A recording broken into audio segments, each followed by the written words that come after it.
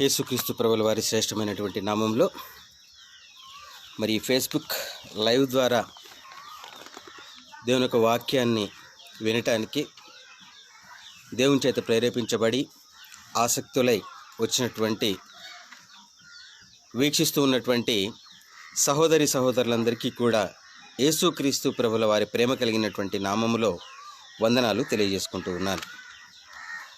ప్రియ సహోదరి సహోదరులారా, దేవుడు మనల్ని ఎంతగానో ప్రేమించి ప్రతిరోజు కూడా తన యొక్క ఆత్మ సంబంధమైనటువంటి బలమైనటువంటి ఆహారాన్ని మనకిస్తూ మన అంతరంగ శరీరము నానాటికి బలపడే విధంగా ఆయన పోషిస్తూ ఉన్న విధానాన్ని బట్టి ఆ దేవాది దేవునికి కృతజ్ఞతాస్థుతులు చెల్లింపబద్ధులమై ఉన్నాం. మరి అందులో భాగంగా ఇవాళ మనం తెలుసుకోబోతున్నటువంటి అంశం గురించి మనం జాగ్రత్తగా వాక్య భాగంలోకి ప్రవేశించుకుందాం.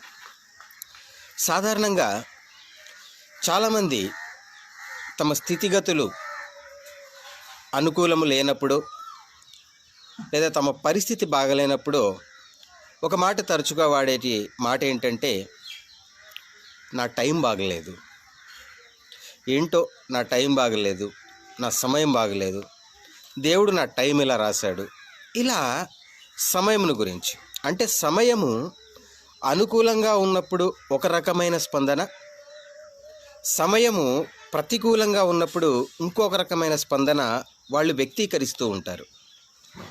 సో ఈ రెండు లేకుండా, అంటే సమయం అనుకూలంగా ఉన్న ప్రతికూలంగా ఉన్న ఒకే రకమైనటువంటి భావనతో స్వీకరించగలిగే వాళ్ళు ఎవరు లేరు అనటానికి సాధ్యం కాదు. కానీ ప్రభువులో ఎవరైతే ఉన్నారో, ప్రభువు మార్గంలో ఎవరైతే నడుస్తూ ఉన్నారో వాళ్ళు సమయము తమకు అనుకూలమైన ప్రతికూలమైన ఎలాంటి పరిస్థితి వాళ్ళకి ఎదురైనా కూడా ఒకే రకంగా వాళ్ళు స్వీకరిస్తారు.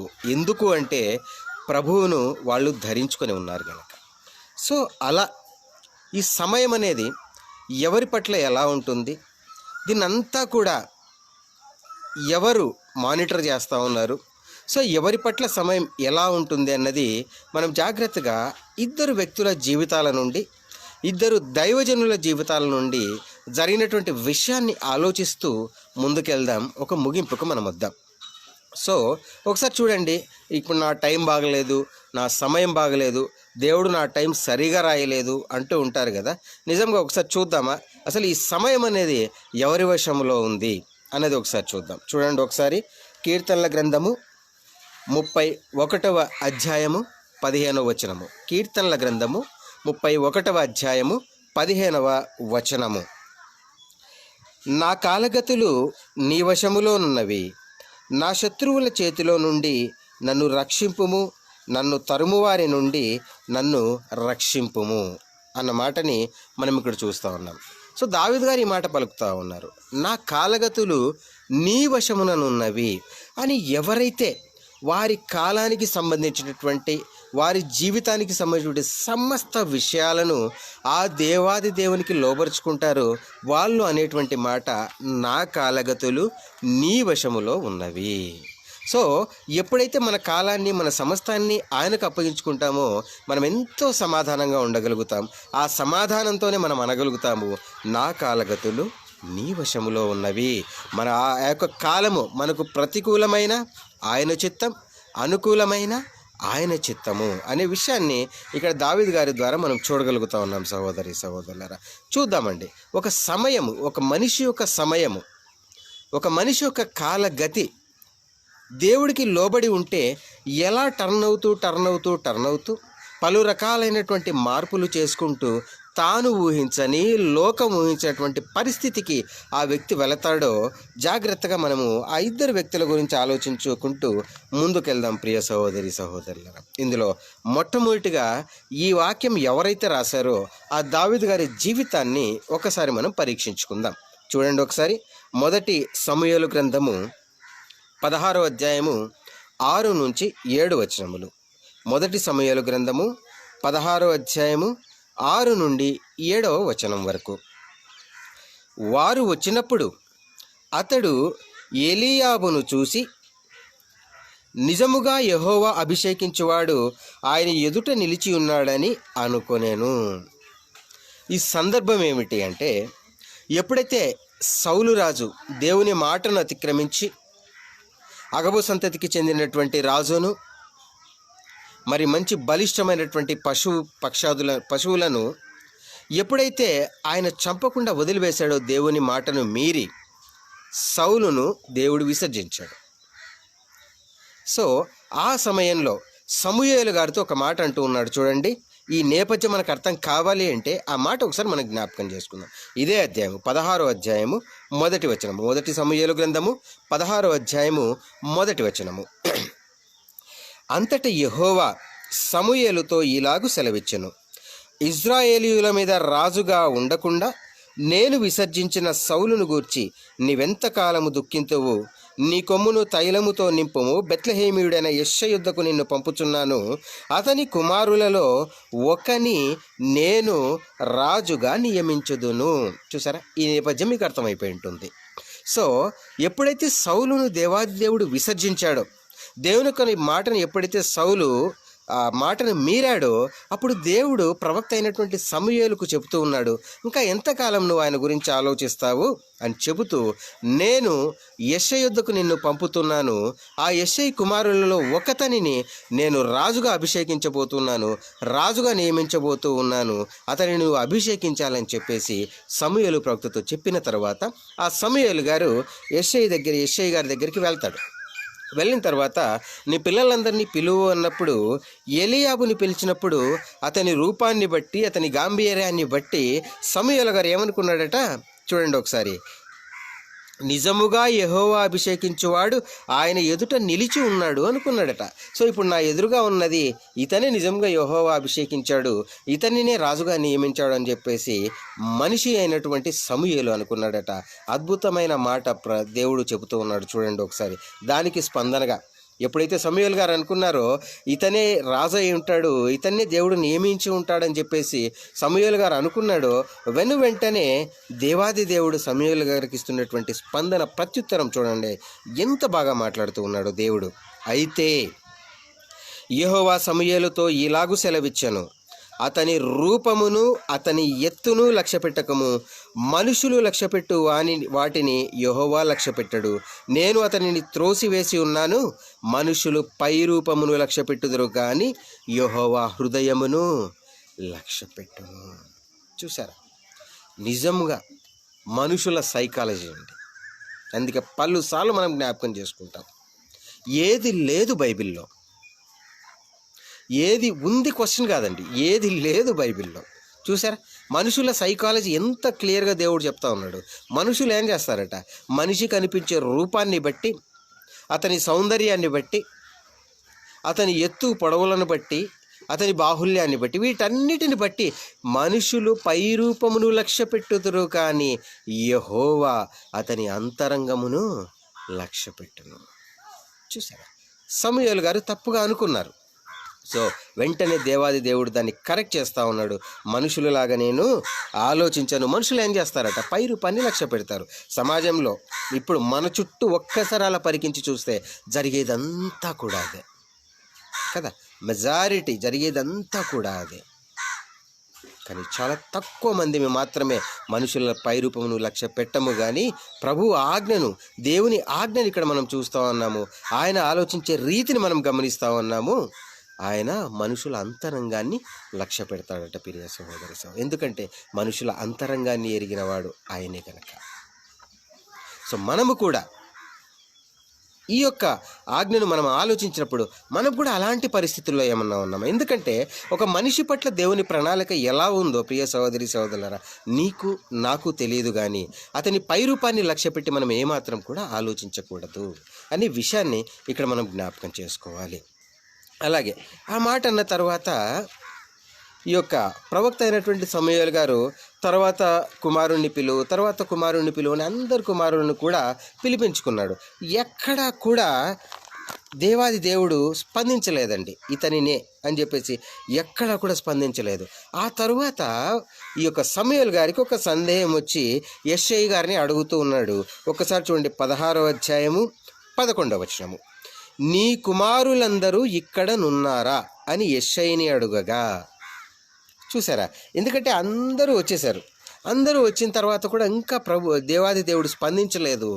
అప్పుడు ఈ యొక్క సమూయేలు గారు అంటూ ఉన్నారు, ఇంతకీ నీ కుమారులందరూ వచ్చేసారా ఇక్కడికి అని అన్నప్పుడు సహోదరి సహోదరులారా, ఆ యొక్క తండ్రి అంటూ ఉన్నాడు, దావీదు గారి తండ్రి అంటూ ఉన్నాడు. ఈ నేపథ్యాన్ని మనం జ్ఞాపకం ఉంచుకోవాలి. అలాగే ఏం జరుగుతుంది అక్కడ, ఇజ్రాయెల్ మీద రాజు యొక్క సెలక్షన్ జరుగుతుంది. ఒక గొప్ప పదవి కోసం, ఒక గొప్ప బాధ్యత భరించటానికి ఈ యొక్క ఎన్నిక జరుగుతుంది. ఆ ఎన్నిక సందర్భంలో జరుగుతున్న ఈ సందర్భం అని చెప్పేసి మనం జ్ఞాపకం ఉంచుకోవాలి. ఎందుకు అంటే ప్రియ సహోదరి సహోదరులారా, ఈ కుమారులు అందరూ వచ్చేసారంటే అప్పుడు యెషయా గారు ఏమన్నాడట చూడండి ఒకసారి. అడుగగా అతడు, ఇంకను కడసారి వాడున్నాడు, అయితే వాడు గొర్రెలను కాయచున్నాడని చెప్పెను. చూసారా అంటే, కన్న తండ్రి, శరీర రీతిలో కన్న తండ్రి దావీదు గారిని లెక్కలకి తీసుకోలేదండి ఆయన. అసలు ఆ సమాధానం చూడండి. ఇంకా కడసారి వాడు ఉన్నాడు అంటే చిన్నోడు ఇంకా ఉన్నాడు, కానీ ఏం చేస్తున్నాడట, గొర్రెలను కాయుచున్నాడు అని చెప్పేసి అక్కడ సమాధానం మనం గమనిస్తూ ఉన్నాం సహోదరి సహోదరులారా. అందుకు సమూయేలు గారు ఏమన్నారు, నీవు వాని పిలువనంపించుము, అతడు ఇక్కడికి వచ్చే వరకు మనం కూర్చుందామని యెషయితో చెప్పగా. చూసి వచ్చేసి సమూయేలు గారికి ఒక ఐడియా వచ్చేసింది. సో నేను అనుకున్న వ్యక్తి కాదు, నాలో కలిగినటువంటి అనుభూతిని బట్టి ఇక్కడ నిర్ణయించబడదు, దేవాది దేవుడు అంతరంగాన్ని చూస్తూ ఉన్నాడు. సో వీళ్ళందరి అంతరంగం నాకు తెలియదు, సో అందరి అంతరంగము కేవలము తెలిసిన ఆయన దేవాది దేవుడే. ఆ నిర్ణయాన్ని ఆయనకు వదిలేశాడు. ఎక్కడ దేవుడు స్పందించలేదు. ఇంకా ఉన్నారంటే ఇంకా నా చిన్న కుమారుడు ఉన్నాడు, కాకపోతే తను గొర్రెలు కాస్తున్నాడు అని చెప్తున్నాడు. ఆ గొర్రెలు కాయేసేటువంటి నీ చిన్న కుమారుడిని ఇక్కడ పిలువనంపించు, అంతవరకు మనం ఇక్కడే కూర్చుందాము అని చెప్పేసి సమూయేలు గారు అన్నారు.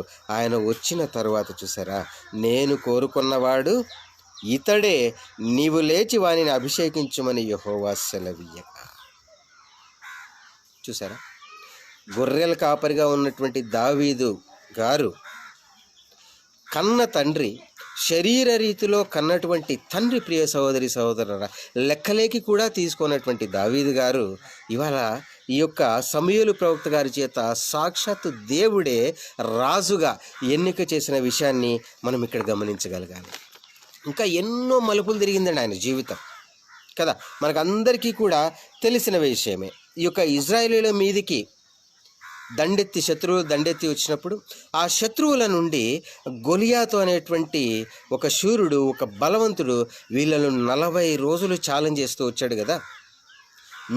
మేమందరం పోట్లాడుకోవటం ఎందుకు, కాబట్టి నాతో మీలో ఎవరైనా సరే ఒకరు యుద్ధం చేయండి, వాళ్ళు గెలిస్తే నా ఓటమిని నేను అంగీకరిస్తాను అని ఆయన 40 రోజులుగా మాట్లాడుతూ ఉన్నాడు. ఆ మాట్లాడుతూ ఉన్న క్రమంలో దావీదు మహారాజు గారు ఆ యొక్క గొర్రెలను మేపుతూ యుద్ధంలో ఉన్నటువంటి వీళ్ళ సహోదరులకి ఆహారాన్ని తీసుకెళ్ళేవాడు. సో ఆహారాన్ని తీసుకెళ్ళినప్పుడు అక్కడ ఆ విషయాన్ని దావీదు గారు విన్నారు. దావీదు గారు విన్న తర్వాత అక్కడ ఉన్న వారితో ఆయన సంభాషిస్తూ ఉన్నప్పుడు ఆ నోట ఈ నోట సోకి వాళ్ళ అన్నకి ఈ వార్త చేరుతుందండి. వాళ్ళ అన్న ఏమంటాడు చూడండి ఒకసారి. అదే గ్రంథము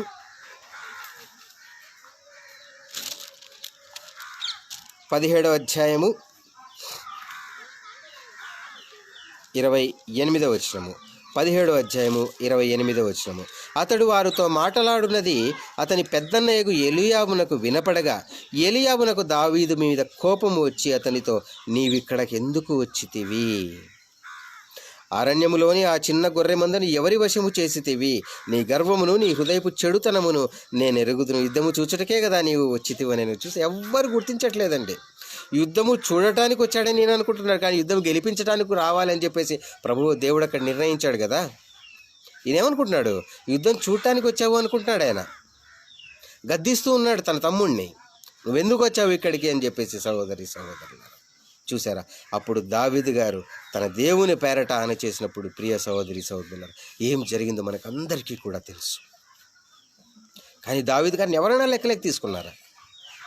కన్న తండ్రి అయినటువంటి, శరీర పరంగా తండ్రి అయినటువంటి యెషయా గారు ఆయనను అస్సలు లెక్కలేక తీసుకోలేదు కదా. అలాగే శత్రువు ఏమైనా లెక్కలేక తీసుకున్నాడా? చిన్న కుర్రాడు కదా. సుందరిగా ఉన్నాడు. చూడండి ఏమన్నాడండి శత్రువు తన మీద యుద్ధానికి వస్తున్నటువంటి దావీదుని చూసి ఆ గొలియాతు ఏమన్నాడు చూడండి ఒకసారి. 17వ అధ్యాయము 42-43 వచనములు. 17వ అధ్యాయము మొదటి సమూయేలు గ్రంథం 17వ అధ్యాయము 42-43 వచనములు. చుట్టూ పారజూచి దావీదును కనుగొని అతడు బాలుడై ఎర్రటివాడును రూపసినేయుండుట చూచి అతనిని తృణీకరించెను. ఫిలిష్తీయుడు కర్ర తీసుకుని నా మీదికి వచ్చుచున్నావే, నేను కుక్కనా అని దావీదుతో చెప్పి తన దేవతల పేరిట దావీదును శపించెను. చూసారా, అంటే శత్రువు లెక్కలకు తీసుకోలేదు, కన్న తండ్రి ఆయన గురించి ఆలోచించలేదు. చాలా చాలా తృణీకరింపబడిన వాడిగా మనం ఇక్కడ చూస్తూ ఉన్నాం సహోదరి సహోదరు. అరేమన్నాడట, నేను కుక్కనా, ఒక కర్ర తీసుకుని నా మీదకి వస్తున్నావు అని చెప్పేసి శత్రువు అయినటువంటి గొలియాతో అన్నాడు కదా. సో ఎలా ఒకసారి ఆలోచించండి, అతను దావీదును ఎలా చూస్తూ ఉన్నాడు. ఒక చిన్న కుర్రాడు, నేనేమైనా కుక్కనా, ఏంటి నా గురించి ఏమో ఇంత 40 రోజుల నుంచి ఆయన ఛాలెంజ్ చేస్తూ ఉన్నాడు. సౌలు కూడా భయపడ్డాడు, ఆయన సైన్యం భయపడింది. అటువంటి గొలియాతు మీదకి యుద్ధం చేయడానికి ఒక చిన్న పిల్లాడు వెళ్తూ ఉన్నాడు. ఆ పిల్లాడిని చూసి ఏమంటున్నాడు, నేనేమన్నా కుక్కనా అని చెప్పేసి ఒక తృణీకరించిన వాడినిగా దావీదుని ఇక్కడ చూడబడుతున్నట్లుగా మనం గమనించగలుగుతూ ఉన్నాం. చూసారా, తన దేవతల పేరిట శపించడానికి మొదలుపెట్టినప్పుడు అప్పుడు మాట్లాడుతూ ఉన్నారు దావీదు గారు తన శత్రువుతోటి ఒక పవర్ఫుల్ మాట మాట్లాడుతూ ఉన్నాడండి. చూడండి ఒకసారి 46వ వచనము. ఈ దినమున యెహోవా నిన్ను నా చేతికి అప్పగించును. 45వ వచనం చూడండి. దావీదు, నీవు కత్తియు ఈటయు బల్లెమును తెరించుకొని నా మీదకి వచ్చుచున్నావు. అయితే నీవు తిరస్కరించిన ఇశ్రాయేలీయుల సైన్యములకు అధిపతిగా యెహోవా పేరట నేను నీ మీదకి వచ్చుచున్నాను. నీవు నా మీదకి ఎలా వస్తా ఉన్నావు? ఆయుధాలు తీసుకొని నా మీదకి వస్తున్నావు, కానీ నేను నీ మీదకి ఎలా వస్తాను? యెహోవా పేరట నేను నీ మీదకి వచ్చుచున్నాను. చూడండి, ఎవరి ధైర్యము దేనికి సంబంధించి ఇవాళ ఆలోచించాలి. ఏమండి, ఈ మాట్లాడుతున్నది ఈ చరిత్ర తెలుసుకోవటానికి అనేది ఎంత ముఖ్యమో, జరిగిన విషయం తెలుసుకోవటం అనేది ఎంత ముఖ్యమో, ఈ దృష్టాంతం వెనుక మనకేం చెప్తున్నాడని మనం ఆలోచించాలి. మన ధైర్యం ఏంటి? ఇక్కడ గొలియాతు గారు తన ఆయుధాల ధైర్యం మీద ఉన్నాడు, తన శరీర బలం మీద ఆయన ఉన్నాడు ధైర్యంగా. మరి ఇవాళ మన బలం ఏంటి, మన బలం ఏంటి? జాగ్రత్తగా ఆలోచించాలి. డబ్బు ఉంటేనే మనం ధైర్యంగా ఉంటామని భావిస్తూ ఉన్నామా? చుట్టూ మంది మాగాదులు ఉంటే ధైర్యంగా ఉంటామని భావిస్తూ ఉన్నామా? లేక దావీదు గారిలాగా యెహోవా పేరట యెహోవా నా పట్ల ఉన్నాడనే ధైర్యంతో మనం ఉన్నామా? చూసారా, ఎంత తృణీకరించబడిన వాడుగా ఉన్నా, లోకంలో ఎంత లెక్క చేయబడిన వాడుగా ఉన్నా కూడా ప్రియ సహోదరి సహోదరులారా, ఇప్పుడు ఈ సందర్భంలో మనకు అందరికీ కూడా తెలిసిన అంశమే. ఆ తర్వాత గొలియాతును దావీదు గారు సంహరించిన విషయాన్ని మనం ఇక్కడ చూస్తూ ఉన్నాం. ప్రజలంతా ఏమన్నారండి అప్పుడు? ప్రజలంతా కూడా చూడండి 18వ అధ్యాయము 7 మరియు 8 వచనములు. 6వ వచనం నుండి, దావీదు ఫిలిష్తీయులను హతము చేసి తిరిగి వచ్చినప్పుడు స్త్రీలు ఇశ్రాయేలు ఊళ్ళలో నుండి తంబురలతోనూ సంభ్రమముతోనూ వాద్యములతోనూ పాడుచు నాట్యమాడుచు రాజైన సౌలును ఎదుర్కొనుటకై వచ్చిరి. ఎదుర్కోవటానికి ఎవరినండి? రాజైన సౌలును ఎదుర్కోవటానికి వచ్చిరి. ఆ స్త్రీలు గాన ప్రతిగానములు చేయుచు వాయించుచు సౌలు 1000 కొలదియు దావీదు 10,000 కొలదియు హతము చేసిరనిది. చూసారా, ఎక్కడ దావీదండి? ఒక్కసారి ఆ లైన్ ఒక్కసారి జ్ఞాపకం చేసుకుందామా? ఎక్కడో గొర్రెలు కాస్తూ ఉన్నటువంటి దావీదు గారు, మరి గొర్రెలు కాస్తున్నప్పుడు సింహము వస్తే దానిని కూడా హతమార్చినటువంటి దావీదు గారు, ఈ కోణాన్ని ఎవరు గుర్తించలేదు కదా. ఎక్కడో గొర్రెలు కాసుకున్నటువంటి దావీదు గారు, కన్న తండ్రి చేత కూడా నిర్లక్ష్యం చేయబడినటువంటి దావీదు గారు, శత్రువు కంటికి తృణీకరింపబడిన వాడిగా కనిపించినటువంటి దావీదు గారు, తన అన్న చేత నువ్వు యుద్ధం చూడటానికి వచ్చావు అనిపించుకోబడిన దావీదు గారు ఆ యుద్ధాన్ని గెలిపించే సారథిగా దేవుడు చేశాడు. ఆ జనాలకు అందరికీ రాజుగా దేవుడు ఎన్నిక చేశాడు అంటే ఎలా సాధ్యమైంది? ఒకే మాట, యెహోవా పేరిట చేసిన కార్యము మాత్రమే దానిని సఫలం చేసింది అనే విషయాన్ని మనం ఇక్కడ గమనించగలగాలి సహోదరి సహోదరు. చూసారా, ఎక్కడ దావీదు గారు ఎలా వచ్చారు, ఎలాంటి మలుపులు తీసుకుంటూ వచ్చారు. దావీదు గారు ఊహించలేదు, యేషయ్య గారు ఊహించలేదు, వాళ్ళ అన్నగారు అస్సలు ఊహించలేదు. చూసారా, ఎవ్వరు ఊహించినటువంటి క్రియ దేవుడు చేశాడు. ఎందుకంటే దేవుడు పై రూపమును లక్ష్య పెట్టడు, వారి అంతరంగాన్ని మాత్రమే చూస్తాడు అనే విషయాన్ని మనకి ఇక్కడ దేవుడు చెప్పిన విషయంగా మనం గమనించగలుగుతున్నాం సహోదరి సహోదరులు. మరి అలాగే ఇంకొక వ్యక్తి జీవితాన్ని మనం పరిశీలించుకుంటే చూడండి ఒకసారి, ఆదికాండము 37వ అధ్యాయములోకి మనం ప్రయాణించేద్దాము. ఆదికాండము 37వ అధ్యాయము మనం చూద్దాం. 23 నుంచి 28వ వచనం వరకు, 23 నుంచి 28వ వచనం వరకు చూద్దాము. యోసేపు తన సహోదరుల యొద్దకు వచ్చినప్పుడు వారు యోసేపు అంగిని అతడు తొడుగుకొని ఉండియు ఆ విచిత్రమైన నిలువిటంగిని తీసివేసి అతని పట్టుకొని ఆ గుంటలో పడద్రోసిరి. ఆ గుంట వట్టిది, అందులో నీళ్లు లేవు. ఇదంతా కూడా ఆ తర్వాత మనకందరికి కూడా తెలిసినటువంటి అంశమే. సో ఇక్కడ యోసేపును వాళ్ళ సహోదరులంతా కూడా కలిసి అమ్మేశారు. సో అమ్మేసిన తర్వాత ఏ ఇంట్లో అయితే యోసేపు గారు ఉన్నారో బానిసగా, ఆ ఇంట్లో మరి ఆ యొక్క యజమాని యొక్క భార్య చేత మరి శోధింపబడి ఆ తర్వాత చెరసాలలోకి తీసుకెళ్ళబడి వేయబడ్డాడు కదా.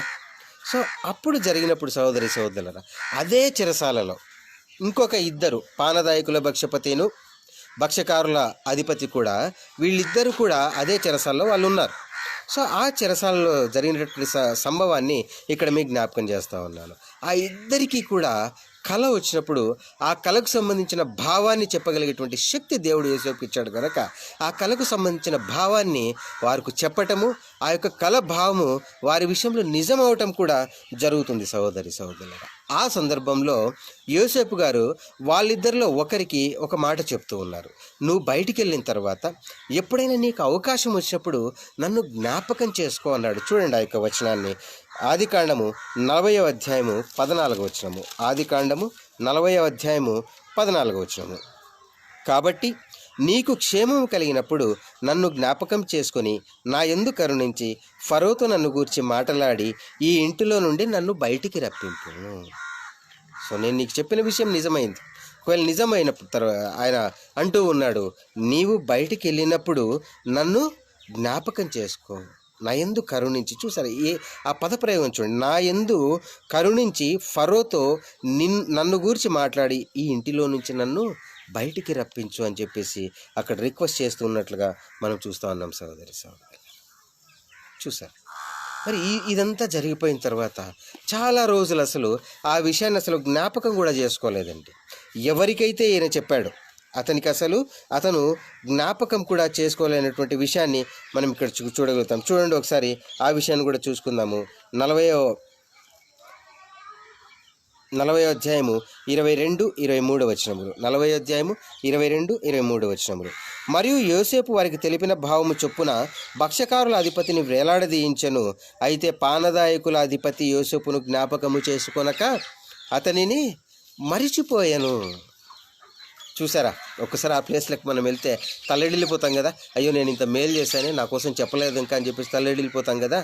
చూసారా అక్కడ ఏం జరుగుతుంది, యోసేపు గారు ఏ రిక్వెస్ట్ అయితే చేశాడో అతను ఏం చేశాడట, పానదాయకుల అధిపతి యోసేపును జ్ఞాపకము చేసుకొనక అతనిని మరిచిపోయాడట. మరి ఆ తర్వాత ఏం జరిగింది చూసా, దేవుడు ఎలా మన జీవితాలను టర్నప్ చేస్తూ, ఎలా మౌల్డ్ చేస్తూ, ఎలాంటి మలుపుల నుంచి ఆయన తీసుకెళ్తూ ఉన్నాడో మనం జాగ్రత్తగా ఆలోచించుకుందాం సహోదరి సహోదరు. మరి ఆ తర్వాత యోసేపు గారి జీవితంలో ఏం జరిగింది, ఆ యొక్క రాజుకి 41వ అధ్యాయం 1వ వచనం నుంచి కూడా మనం గమనిస్తే ఆ రాజుకు ఒక కళ వస్తుంది. వెన్నుల గురించి, తర్వాత బలిసిన ఆవులు, నీరసించిపోయినటువంటి ఆవులు, మంచి వెన్నులు, మరి బలహీనమైన వెన్నులు, ఈ యొక్క కళ ఆ యొక్క రాజుకు వస్తుంది. ఆ రాజుకు కళ వచ్చేప్పుడు సహోదరి సహోదరులారా, ఆ కళ యొక్క భావం ఏంటో అర్థం కాదు ఆయనకి. ఈ సందర్భంలో ఆ యొక్క పానదాయకుల అధిపతికి, ఎవరికి అంటే యోసేపు గారు ఎవరికైతే చెప్పాడో, నువ్వు బయటికి వెళ్ళిన తర్వాత నా యందు కరుణించి, నా యందు దయ చూపించి, నా గురించి ఫరోతో నువ్వు మాట్లాడి ఇంటి నుంచి నన్ను బయటకు రప్పించే ఏర్పాటు చెయ్యి అని చెప్పేసి ఎవరితో చెప్పాడో, ఎవరైతే ఆ మాటను మరచిపోయారో అతని యొక్క స్పందన చూడండి ఒకసారి. 41వ అధ్యాయము 9వ వచనము. అప్పుడు పానదాయకుల అధిపతి, నేడు నా తప్పిదములను జ్ఞాపకము చేసుకొనుచున్నాను. ఫరో తన దాసుల మీద కోపగించి నన్నును భక్ష్యకారుల అధిపతిని మా ఉభయులను రాజ సంరక్షక సేనాధిపతి ఇంట కావలిలో ఉంచెను. ఒక రాత్రి నేను అతడు మేమిద్దరం, ఆ తర్వాత చెప్తూ ఉన్నాడండి ఫరోతో, ఆ రాజుతో చెప్తూ ఉన్నాడు, ఇప్పుడు నాకు జ్ఞాపకం వస్తుంది, నా తప్పిదములను నేను జ్ఞాపకం చేస్తూ ఉన్నాను రాజా. నేను తర్వాత భక్ష్యకారుల అధిపతి ఇద్దరము చెరసాల్లో ఉండగా మాకు వచ్చిన కలలకి ఒక ఆయన భావం చెప్పాడు అని చెప్పినప్పుడు, సరే అతన్ని తీసుకొని రా అని చెప్పిన తర్వాత యోసేపు గారిని తీసుకొని వస్తే, మంచి బట్టలు ధరింపజేసి యోసేపుని రాజ సమక్షానికి తీసుకొని వచ్చినప్పుడు యోసేపు గారు ఆ యొక్క కల భావాన్ని చెప్తాడు. మొదటి 7 సంవత్సరములు పంట బాగా పండుతుంది, ఆ తర్వాత పూర్తి కరువు వస్తుంది. ఆ కరువులో మొదటి 7 సంవత్సరాలు పండిన కూడా పంట కూడా కనిపించని స్థితిలో ఉంటుంది అని చెప్పేసి హెచ్చరించినప్పుడు ఆ రాజు అతనికి సాష్టాంగ నమస్కారం చేసి అతని తర్వాత స్థానాన్ని యోసేపు గారికి ఇస్తారు. చూడండి, ఇద్దరి జీవితాలను కూడా మనం గమనించినప్పుడు ఎలా ప్రయాణం జరిగింది వాళ్ళ జీవితం. దావీదు గారు ఎక్కడో గొర్రెలు కాసుకున్నటువంటి దావీదు గారు, ఆ దావీదు గారు యుద్ధానికి వెళ్తున్నప్పుడు కూడా ఆ యుద్ధానికి సంబంధించినటువంటి ఇవన్నీ కూడా ధరిస్తే, ఇవన్నీ కూడా నాకు చేత కాదు, ఇవన్నీ కూడా నాకు అలవాట్లేదని చెప్పేసి తీసేశాడు కదా. ఈ యొక్క కవచము, ఈ ఆర్మర్స్ ఇవన్నీ కూడా ఆయనకు ధరింపజేసినప్పుడు ఇవన్నీ కూడా నేను వేసుకుని యుద్ధం చేయలేను అని చెప్పేసి వాటన్నిటిని తీసేశాడు. బట్ ధైర్యం ఏంటి? నేను యెహోవా పేరట యుద్ధం చేస్తాను. ఆయుధాలు లేవు, వయసు లేదు, యుద్ధం చేసిన అనుభవం లేదు, పోనీ లోకంలో ఉన్న పేరుందా? అది లేదు. మీరు ఏ కోణంలో చూసినా రాజుగారికి అంటే సౌలు గారికి ఎప్పుడైనా అపవిత్రాత్మ పట్టినప్పుడు పిల్లను గోవి వాయిస్తూ శాంతపరిచేవాడు. సో మీరు ఏ కోణంలో చూసినా కూడా యుద్ధాన్ని చూడటానికి వచ్చావా అనిపించుకున్నటువంటి దావీదు గారు యుద్ధాన్ని గెలిపించి వారికి రాజయ్యాడు. ఎంత గొప్ప ప్లాన్ చూడండి. అంటే ఒక మనిషి జీవితాన్ని ఎలా దేవుడు తను ఎన్నుకుంటే ఎక్కడి నుంచి ఎలా నడిపిస్తాడు. ఎక్కడ యోసేపు గారండి, ఒక బానిసగా అమ్మివేయబడ్డంటే యోసేపు గారు మరి ఎలా అక్కడి నుంచి ప్రయాణం చేస్తూ ఒక ఇంటిలో బానిసగా ఉండి చెరసాలలో ఉండి ఆ తర్వాత రాజు తర్వాత వాడుగా ఉన్నాడు, సెలెక్ట్ చేయబడ్డాడు కదా, ఎన్నిక చేయబడ్డాడు యోసేపు గారు, అందరికీ అధిపతి. చూసారా ఎవరి జీవితం ఎక్కడ మొదలైంది, వీళ్ళ జీవితం ఎక్కడ మరి చేరుకుంది. భిన్నమైనటువంటి మలుపులు, ఎక్కడ దేనికి సంబంధం లేదు. ఎవరు మనతో కాంటాక్ట్ అవుతున్నారో వాళ్ళందరి పట్ల కూడా దేవుని ప్రణాళిక ఉంది. సో ఏ ఒక్క వ్యక్తిని కూడా ప్రియ సహోదరి సహోదరులారా మనం పైరూపం నిర్లక్ష్య పెట్టకూడదు. సో ఏ వ్యక్తి పట్ల ఏ ప్రణాళిక ఉందో, ఒక వ్యక్తి ఇవాళ నాతో టచ్ లేక వస్తున్నాడు, నాతో పరిచయం లేక వస్తున్నాడంటే అతను నేను కలవటానికి దేవుని ప్రణాళికలో ఏదో భాగమై ఉంది కదా. సో జాగ్రత్తగా మనం ఆలోచించాలి. కానీ ఇక్కడ ఏమిటి అంటే ఇక్కడ ఒక మిస్లీడ్ అయ్యేటువంటి అవకాశం ఉంది. ఇది చాలా ముఖ్యం. నేను మళ్ళీ చెప్తున్నాను, యోసేపు గారు మరి బానిసగా ఉండి అధిపతి స్థాయికి వెళ్ళాడు. దావీదు గారు గొర్రెల కాపరిగా ఉండి రాజుగా ఎన్నిక చేయబడ్డాడు. అంటే ఒక మన లోక భాషలో మాట్లాడాలి అంటే ఒక తక్కువ స్థాయి నుండి ఎక్కువ స్థాయికి వాళ్ళు వెళ్ళారు. సో ఇది దేవుడు నడిపించేటువంటి క్రమం కదా. సో ఇవాళ కూడా మనం ఎలా ఉండాలి అనేది మనం ఆలోచిస్తే ఇక్కడ వాళ్ళు ఎక్కడ కూడా దేవుడిని నిందించినట్లు కానీ అయ్యో నా టైం బాగలేదన్నట్లు కానీ ఎక్కడా లేదు. వాళ్ళ యొక్క సంపూర్ణ సమర్పణ, వాళ్ళకి పరిస్థితులు వ్యతిరేకంగా ఉన్నా వాళ్ళకి అనుకూలంగా ఉన్నా ఎలా ఉన్నా దేవుడి పట్ల ఒకే భావాన్ని వాళ్ళు కలిగి ఉన్నారు కదా. సో అలా కలిగి ఉండటం వలన వారు ఈ లోక భాషలో చెప్పాలంటే ఒక తక్కువ స్థాయి నుండి ఎక్కువ స్థాయికి వాళ్ళు వెళ్ళారు. ఈ లోక భాషలో అని నేను పదే చెప్తున్నానండి, ఎందుకంటే వాళ్ళకి ఆ ఫీలింగ్ లేదు కదా. సో నేను తక్కువ స్థాయి నుండి ఎక్కువ స్థాయికి వచ్చానంటే వాళ్ళకి ఆ భావం లేదు, ఎందుకంటే వాళ్ళు దేవునితో సహవాసం చేస్తూ ఉన్నారు. సో ఇప్పుడు మనము ఎలా ఉండాలి, ఎలా ఉంటే ఎలా అవుతాం. సో ఇంతవరకు మాట్లాడిన దాన్ని బట్టి మన మైండ్కి ఏం రీచ్ అయి ఉంటుంది అంటే, ఏం అర్థమై ఉంటుంది అంటే, సో దీనిని బట్టి దేవునికి మనల్ని మనం అప్పగించుకుంటే ఒక తక్కువ స్థాయిలో ఉన్నటువంటి మనం ఎక్కువ స్థాయికి దేవుడు తీసుకెళ్తాడు అనేటువంటి అర్థము ఖచ్చితంగా స్ఫురించేటువంటి అవకాశం ఉంది కదా. సో మనం మాట్లాడిన ఈ ఇద్దరు కూడా ప్రియ సహోదరి సహోదరులారా పాత నిబంధనకు సంబంధించిన వాళ్ళు. శరీర ఆశీర్వాదాలకు ఎవరైతే అర్హులుగా ఉన్నారో ఆ గుంపులో ఉన్నవాళ్ళు యోసేపు గారును దావీదు గారును కదా, అంగీకరించాలి. మరి ఈ వాక్యం ద్వారా మనం ఏం తెలుసుకోవాలి? ఇంతవరకు బాగానే ఉంది. సో ఇంతవరకు మనం మాట్లాడింది అంతా కూడా ఆయన చెప్పినట్లు ఆయనకు మనం లోబడి ఉంటే మనం ఎలా మన జీవితాలను ఎలా మార్పు చేస్తాడని అనేది మనం చూసుకున్నాం. మరి ఆ యొక్క లెసన్ మనకి ఏం నేర్పిస్తూ ఉంది, ఏం పాఠం నేర్చుకుంటున్నాం అనేది కూడా మనం చూడాలి కదా. సో మొదటి పేతురు పత్రిక 5వ అధ్యాయము 6వ వచనము. మొదటి పేతురు పత్రిక 5వ అధ్యాయము 6వ వచనము. దేవుడు తగిన సమయమందు మిమ్మును హెచ్చించున్నట్లు ఆయన బలిష్టమైన చేతి క్రింద దీన మనస్కులై ఉండుడి. చూసారా, సమయం వర్డ్ టు వర్డ్ మనం జాగ్రత్తగా అర్థం చేసుకోవాలి. దేవుడు తగిన సమయమందు, అది ఎవరికి తగిన సమయము? ఎవరైతే హెచ్చిస్తారో, ఎవరైతే మన జీవితాలు మన కాలగతులు ఎవరి వశములో అయితే ఉన్నాయో ఆయనకు తగిన సమయం.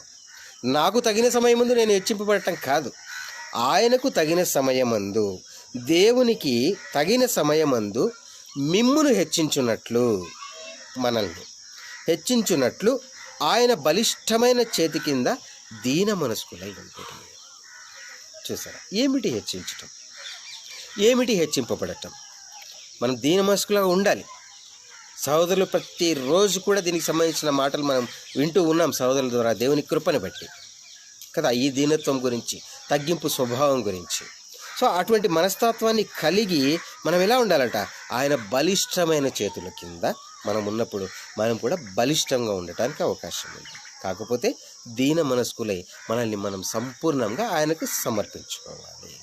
సో ఆయనకు సమర్పించుకున్నప్పుడు ప్రియ సహోదరి సహోదరులారా, దయచేసి ఎవరికైతే శరీర సంబంధమైన ఆశీర్వాదాలు ఉన్నాయో ఆ లింకప్ని, ఆ యొక్క నేపథ్యాన్ని ఇక్కడ మనం వక్రీకరించుకోవడానికి ఏమాత్రం కూడా అవకాశం లేదు. అది దేవుని చిత్తం.